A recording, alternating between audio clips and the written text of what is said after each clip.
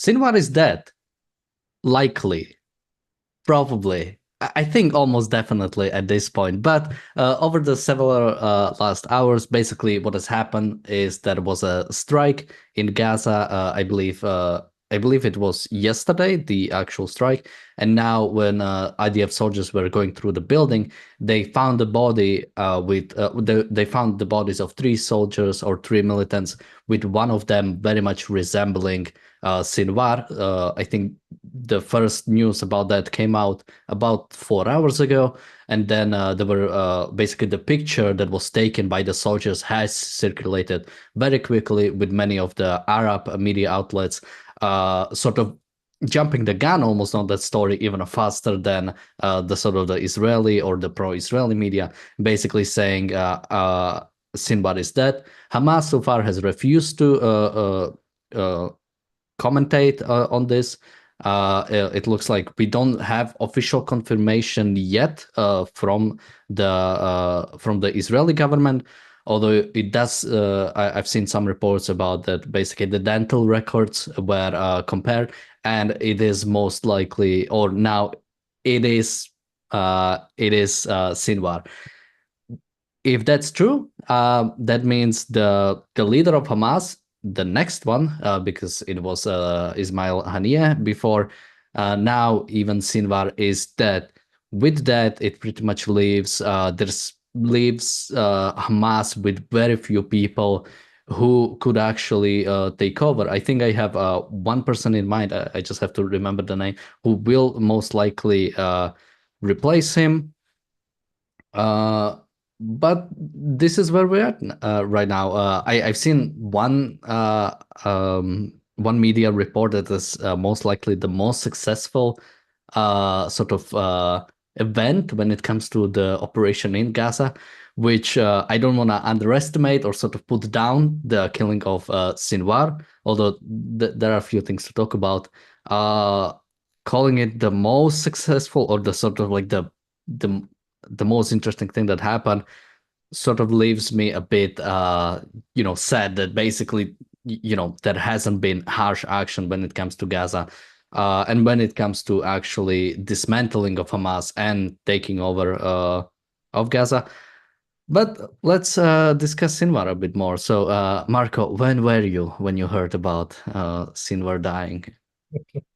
Yeah, yeah. yeah, we're just waiting for the official confirmation. Of course, you're not going to hear anything from Hamas as such because there's nobody left um, to confirm officially what's happened, and probably they wouldn't do anyway. As you mentioned, the reaction from the Arab media was quite bizarre, especially because in the last few weeks they kind of played cat and mouse kind of thing, saying, "Oh yeah, he's got in touch about the hostages," and then, "No, no, he didn't." "Oh yes, he did." So it kind of make you feel whether they were preparing the ground in order to cover the fact he probably wasn't getting in touch at all.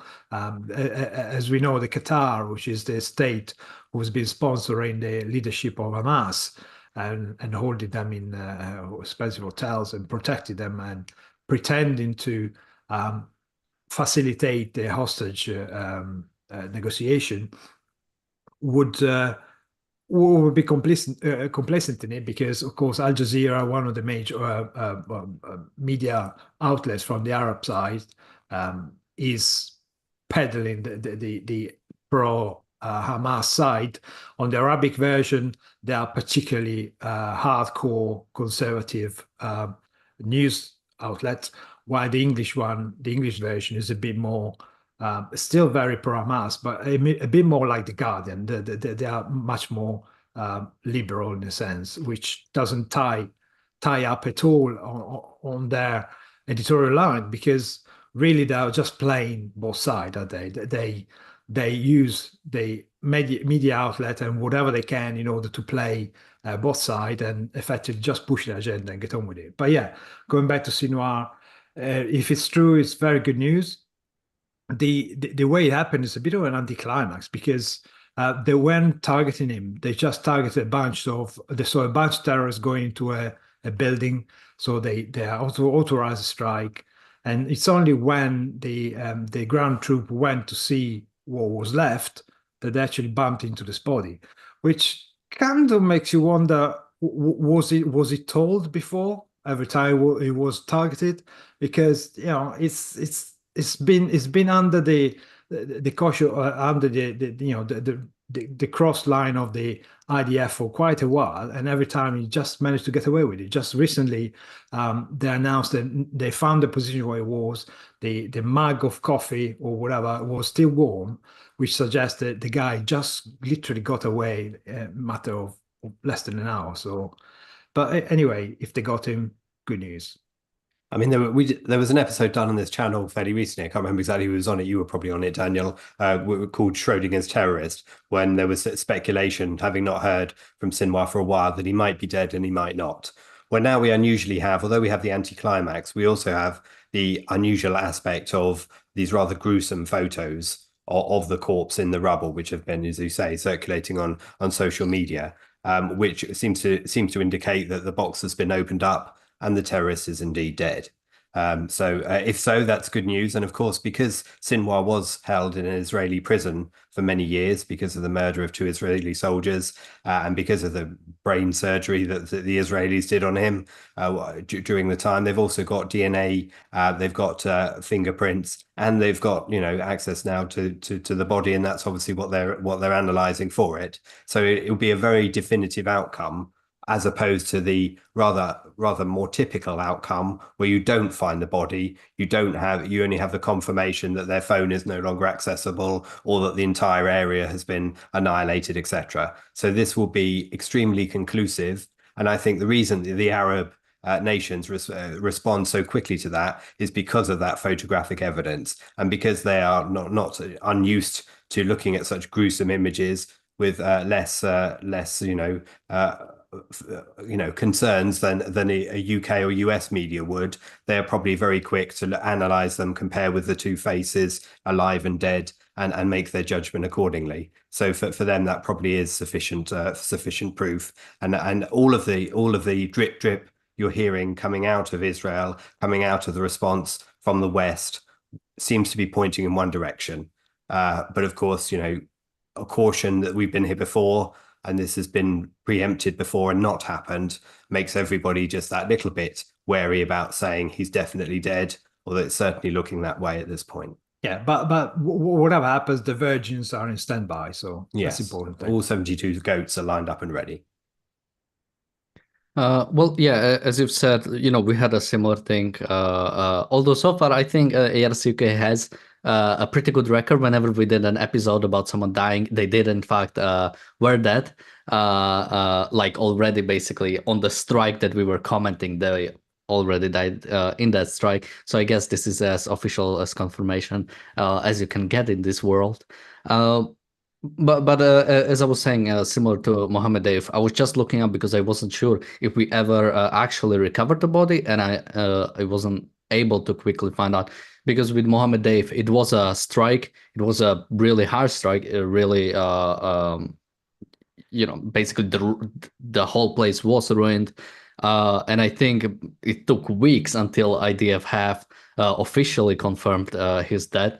With him being it more that, there were so many times, I think 7 or 8 times before, when there was a strike specifically on him and they didn't, and he managed to escape, but he didn't manage to escape now. And similar with Sinwar, there were many times where, as you said, we done an episode about it, because it was so many times where it was sort of like, we sort of think he's dead. We have no confirmation either way. The big part of that is because Sinwar is very, when it comes to, is basically hiding the whole time. Doesn't do any, doesn't communicate with anyone directly, doesn't communicate with sort of any sides directly. Whenever he is, even whenever he's part of some negotiations, it is always through someone, and not even sort of like, through some device. Oftentimes it is through a network of messages.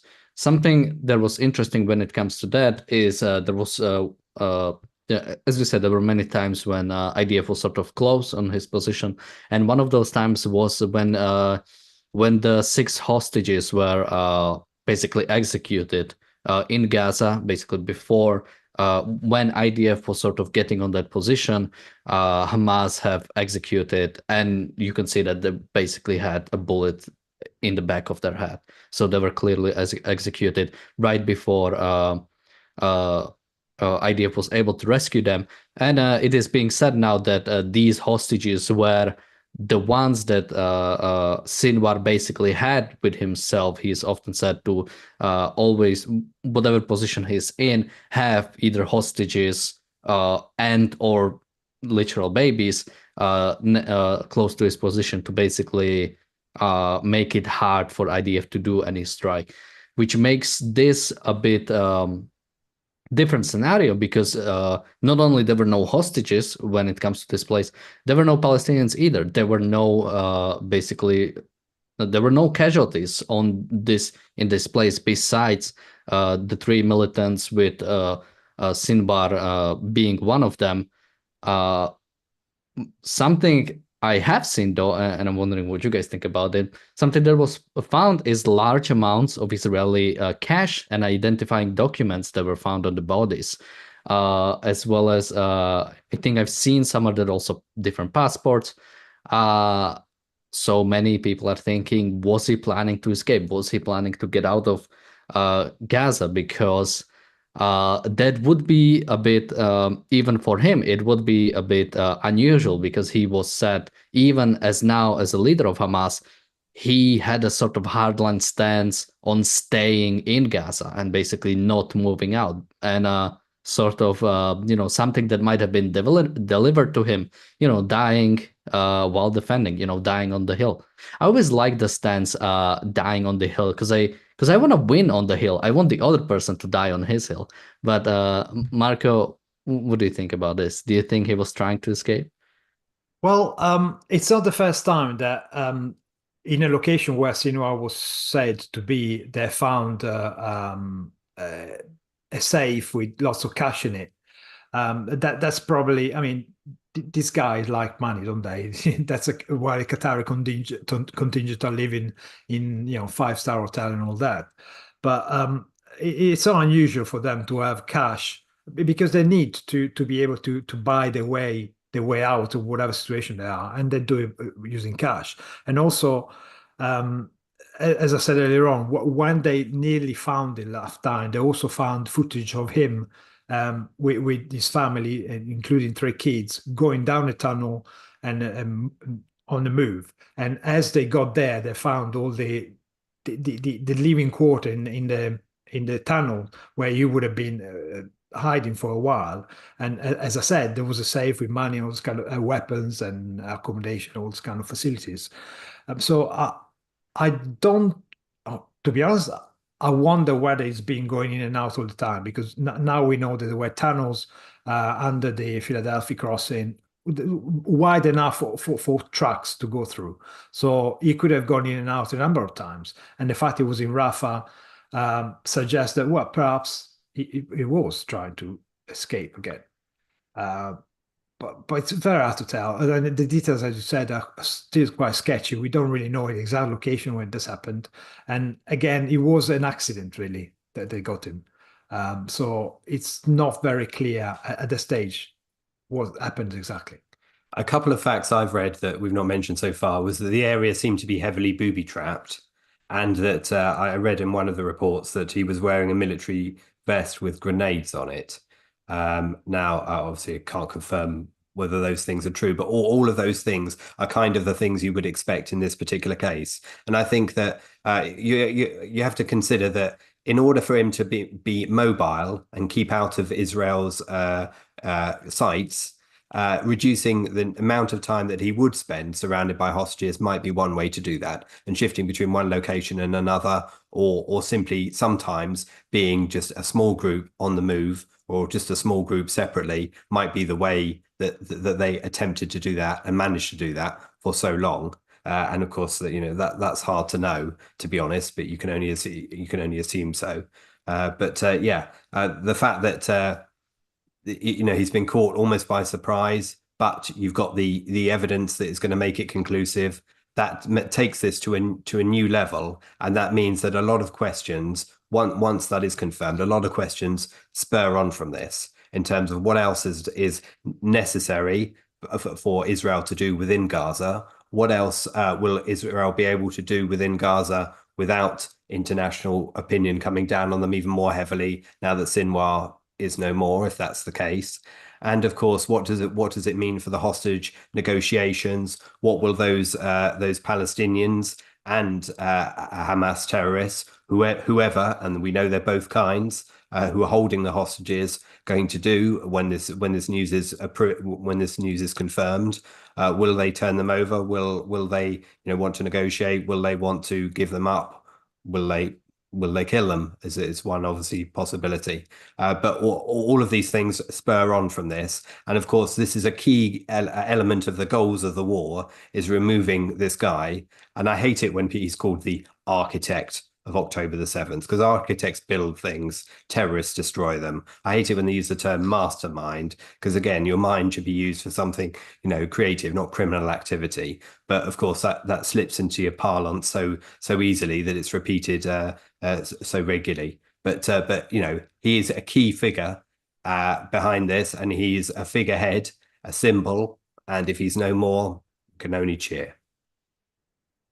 Yeah, I mean, talking about, calling him those names, I always said, first, you don't negotiate with terrorists, and second, you don't give them cool nicknames. Like the fact that, so many of these literal terrorists have sort of like, he's that, he's a mastermind, he has 9 lives and all these things. Yeah, they're terrorists. That's the only nickname. And, sort of bringing the symbolism to this, I think it is appropriate, the fact that he sort of has been killed not by precision strike, by not by some plan, basically not saying IDF has been sort of tracking him, was able to find where he specifically is now, and then targeted the strike, either bombed it or sent soldiers there or something like that. It was basically IDF was sort of just doing the routine of finding terrorists and killing them, and it just happened to be that one of them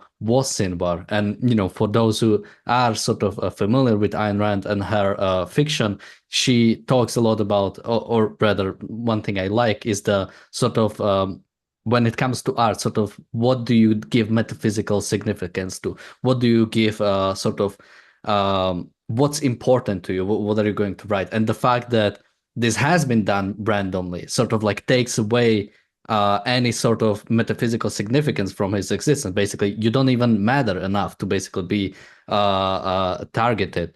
And just quickly, so whenever I quickly try to write my notes during the show, I oftentimes just write like names. And so I have like 3 names here, and I know one of them is supposed to be like who I think will be the next a Hamas leader, but it's sort of funny when you look at them without them. So I was thinking about Khalid Mashal, who is the former head of the Hamas political bureau. He is one of the really top ranking members of Hamas who is still alive. And I believe there was some debate about him basically taking over after Ismail Haniyeh, but yeah, it was Sinwar instead for his sort of more radical nature, for the fact that he is the one who has refused to leave Gaza, is the one who has been hardliner when it comes to negotiations. Even when the negotiations for the ceasefire were happening, he was one of the people really pushing towards, basically agreeing to a ceasefire before any hostages are agreeing to like a more permanent state of ceasefire before any hostages are even gonna go out. So something I was thinking about is, now with Sinwar being gone, is Hamas going to be more lenient when it comes to negotiations, and is that going to lead to an actual deal when it comes to making a deal between Hamas and Israel about some sort of a ceasefire, some sort of hostage release? because you have to remember, the best friends of Hamas, the West is gonna bring in and gonna push hard about Israel, because now it's, well, look, they don't longer have unreasonable demands.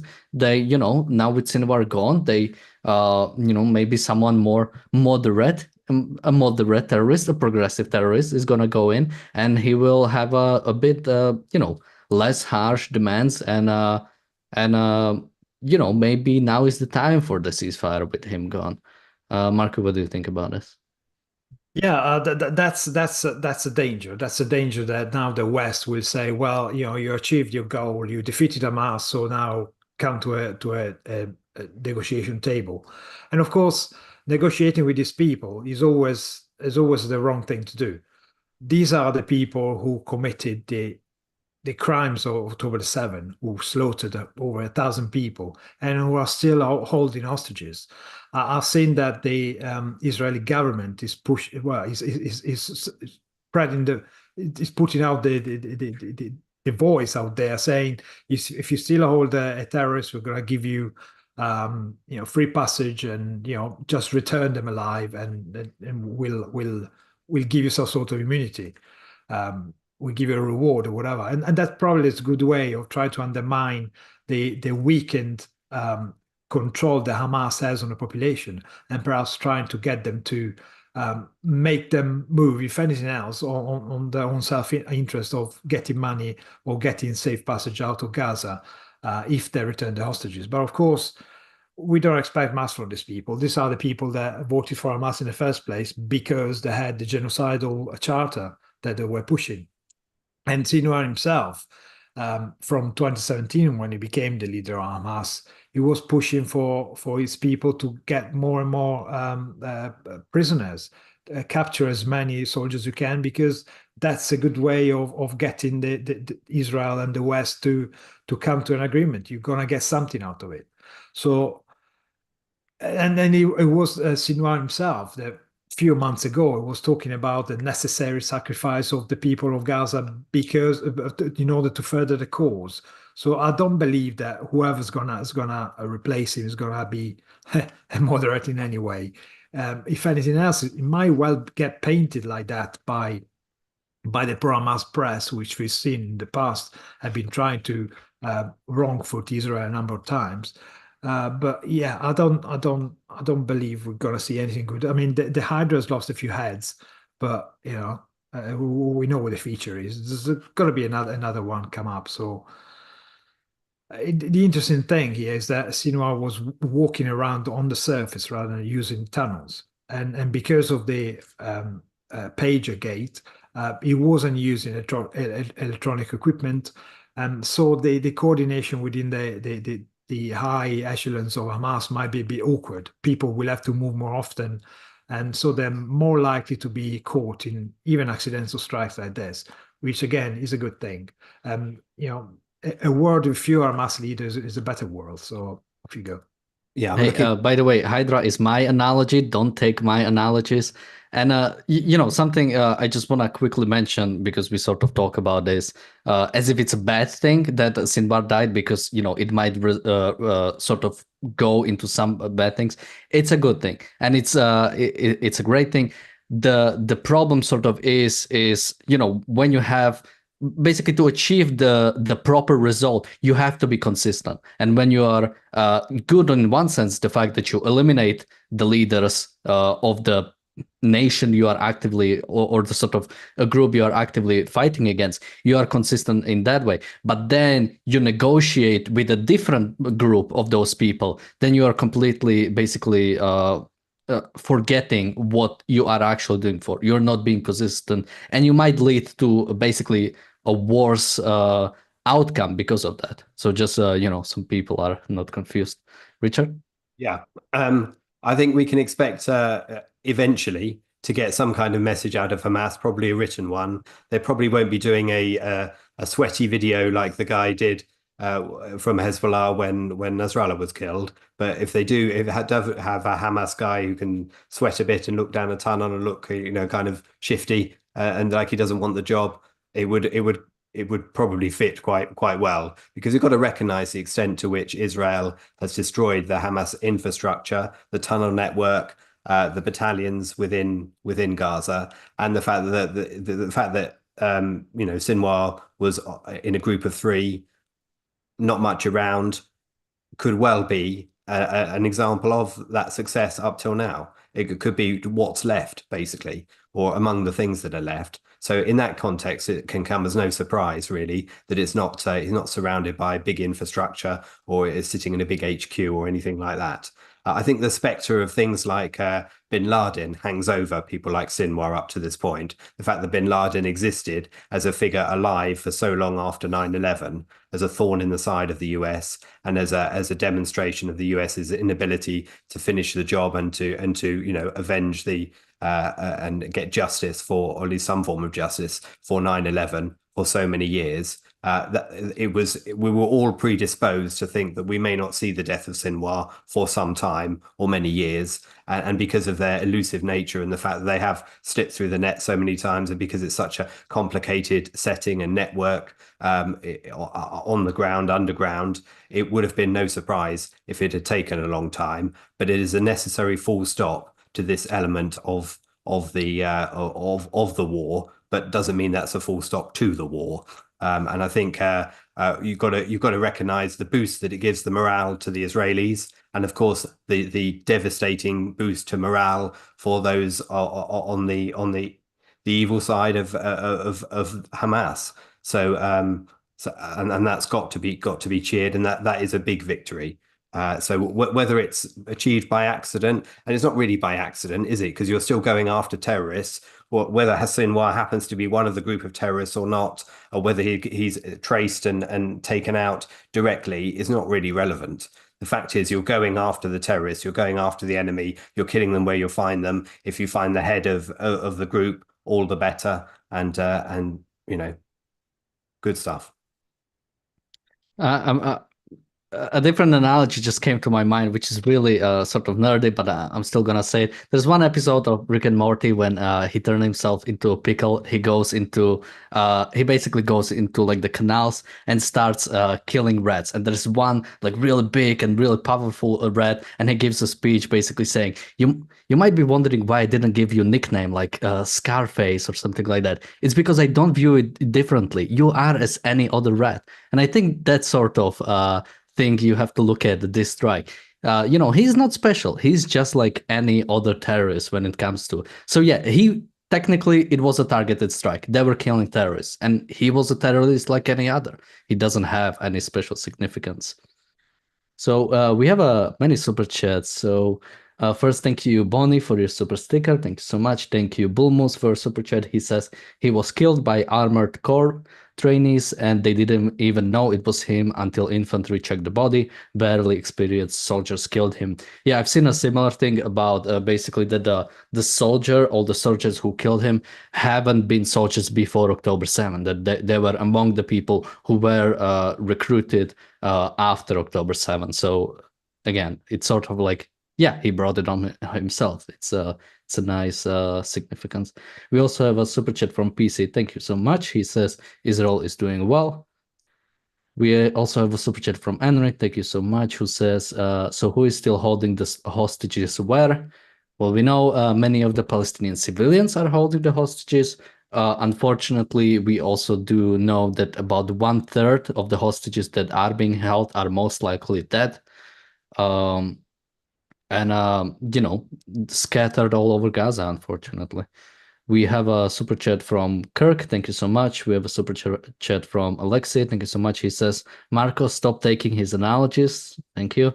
And we also have a super chat from Daniel. Thank you so much. He says, IDF officially confirmed the death of Sinwar. Yeah, I just also saw it on X. The tweet is actually eliminated Yahya Sinwar. So most like that's as close as we get to an official confirmation.